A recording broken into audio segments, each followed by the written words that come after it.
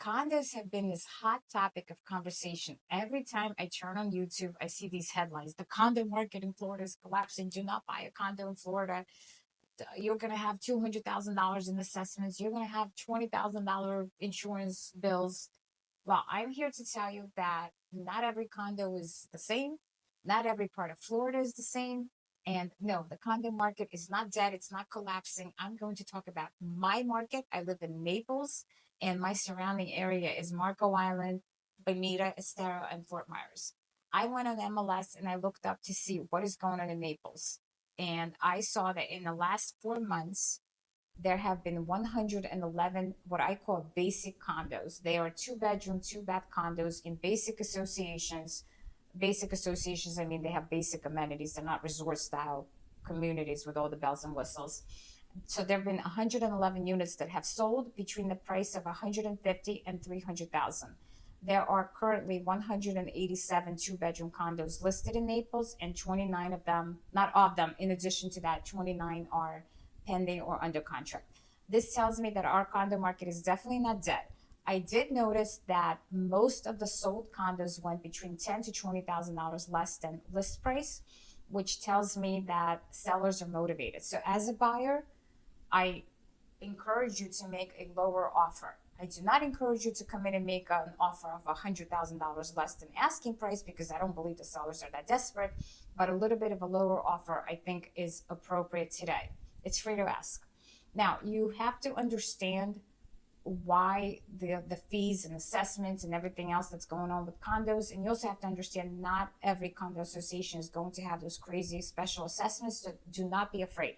Just ask the right questions. Work with a realtor that is well versed in the subject, knows the questions to ask, knows where to look for that information.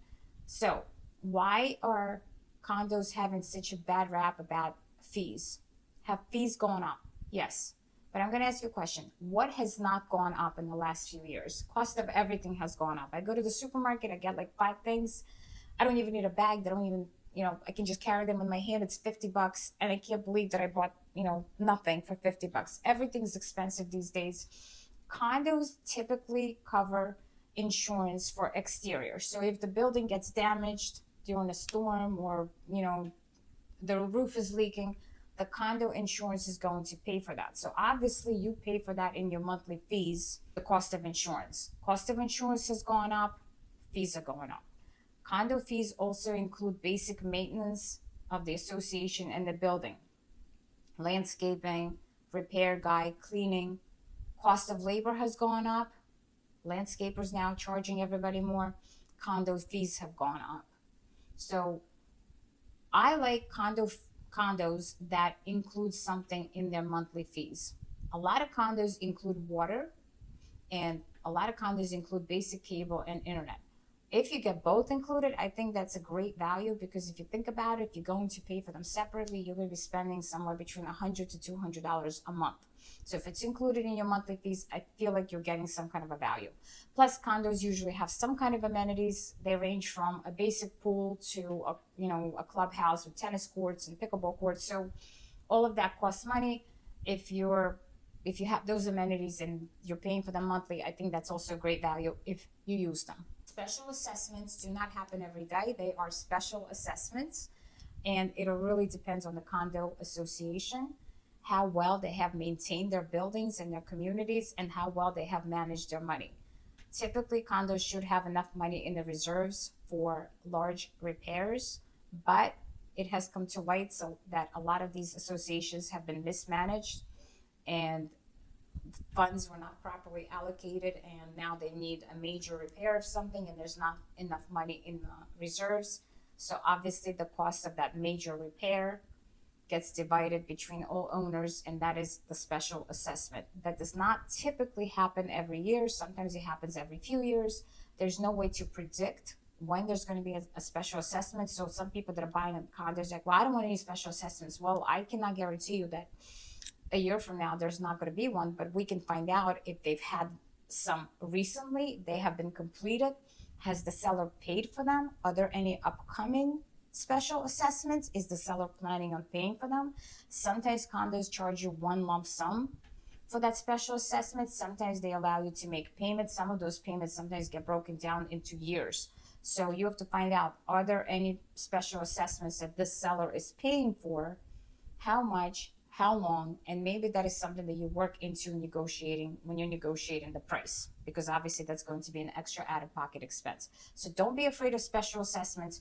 If you own a house, you have a special assessment. You know, we had to have our air conditioner replaced. That's a special assessment, but unfortunately, we're the only owners, so we had to pay for the whole thing ourselves. You know, so in condos, it just gets divided up by all the owners. But really, if you think about it, everybody has special assessments. I had to get new tires on my truck, my Jeep.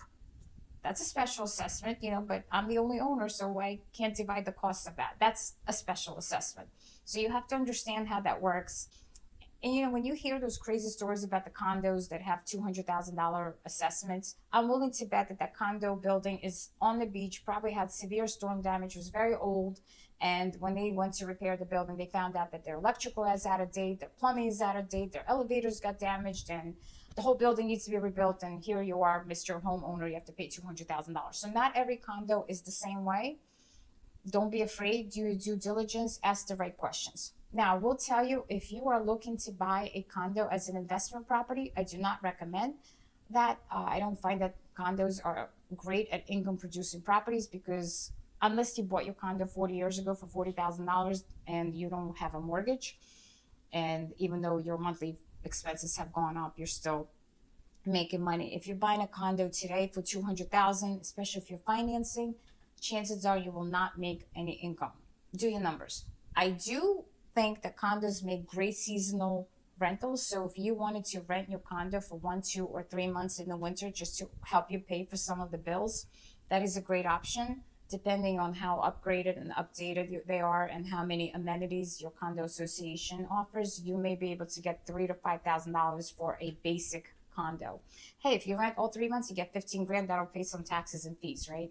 So they do make great seasonal rentals. They do not make great annual rentals, but when you buy a condo, you still get the same Florida amenities. You still get the sunshine, the beach, and the palm trees.